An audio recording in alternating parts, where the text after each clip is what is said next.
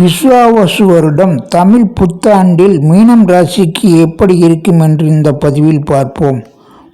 ஏற்கனவே சனி பெயர்ச்சி நடந்து முடிந்து ஜென்ம சனியாக சஞ்சாரம் செய்து கொண்டிருக்கிறது. ஆனால் குருவின் வீட்டில் சனி சஞ்சாரம் செய்வதால் மற்ற ராசிகளுக்கு பாதிப்பது போல் மீனம் ராசிக்கு பாதிக்காது. அடுத்ததாக உங்கள் ராசிநாதன் குரு சித்திரை 31ஆம் தேதி மறைவு ஸ்தானத்திலிருந்து விடுபட்டு கேந்திரஸ்தானத்தில் சென்று சஞ்சாரம் செய்ய போகிறார்.